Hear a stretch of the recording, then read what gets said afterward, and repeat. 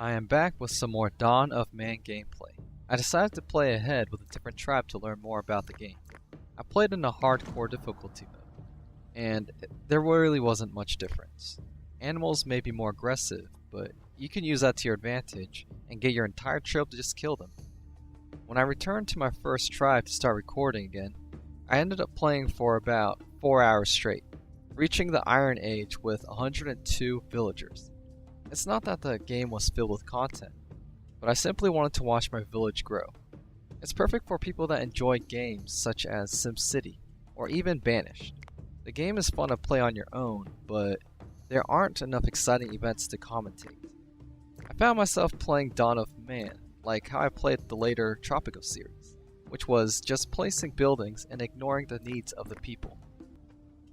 When I started the file again, my people were on the brink of starvation, and they had no hides left. As if to answer my prayers, a full pack of bison descended upon my land from nowhere. It was an offering that I greedily accepted. If you hunt an entire pack, you have more dedicated hunters, which means that the success rate is higher, and the chances of your hunters dying are less. If the animals fight back, they will be killed faster than they can mortally wound your hunters. Also, if you haven't noticed, I've been trying to play the game at max speed, because if you were to play it at a normal speed, it's too slow, way too slow.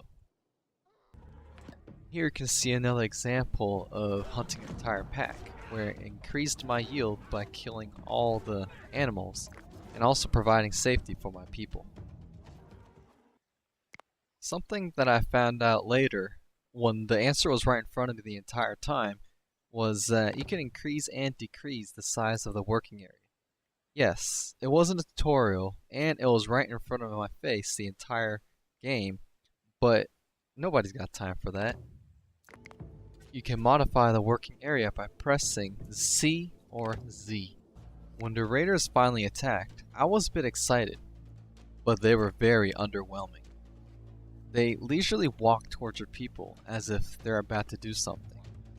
Just simply sound the alarm and gather your villagers, kill them. The AI is also very simple.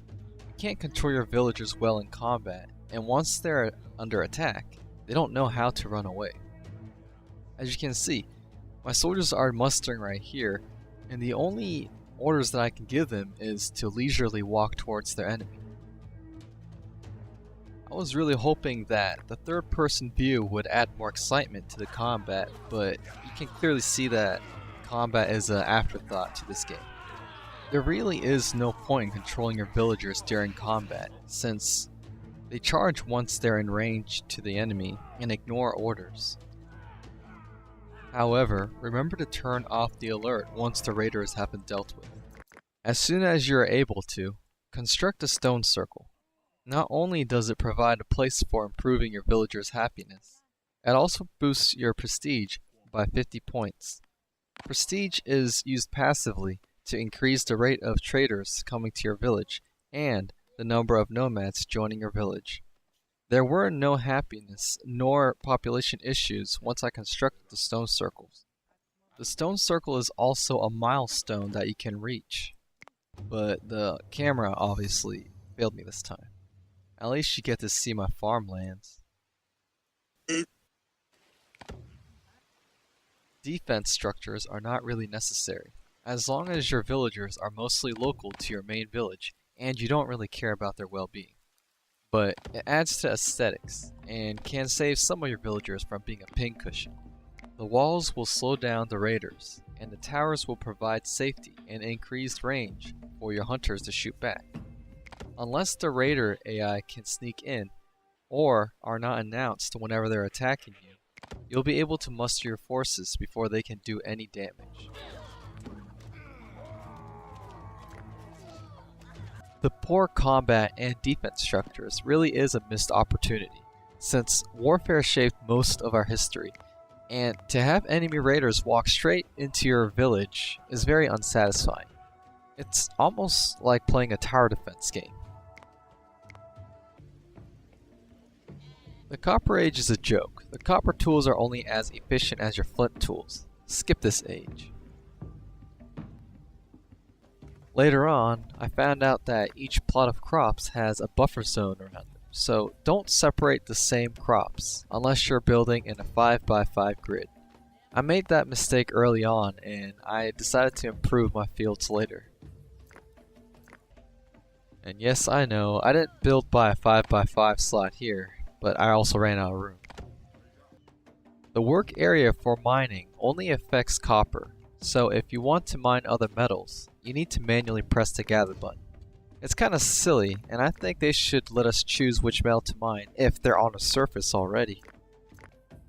I had to manually order someone to come and mine this tin. Well, I guess I'm not getting any tin. If I had built a mine, then that man would still be dead, but at least it would be automated, and I wouldn't have seen that.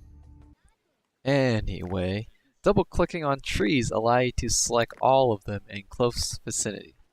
This works in most games, but in this game it differentiates between planted trees and wild trees, so you don't accidentally chop your fruity trees. Another thing I noticed about the combat is that friendly death results in sadness, and enemy death increase happiness. My villagers entered combat suicidal, but they left ecstatically, even after their friend died.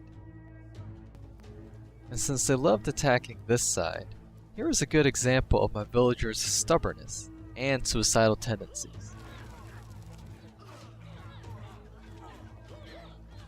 Trading in the beginning is a waste of time, but each trader has their own rates. Try to trade with those with low commissions. This trader that I'm trading with right now has high commission, and that's why everything was so expensive. I usually trade for tech if they offer. You should try to keep a large stockpile of inexhaustible goods, such as wool, grain, and lumber for trading.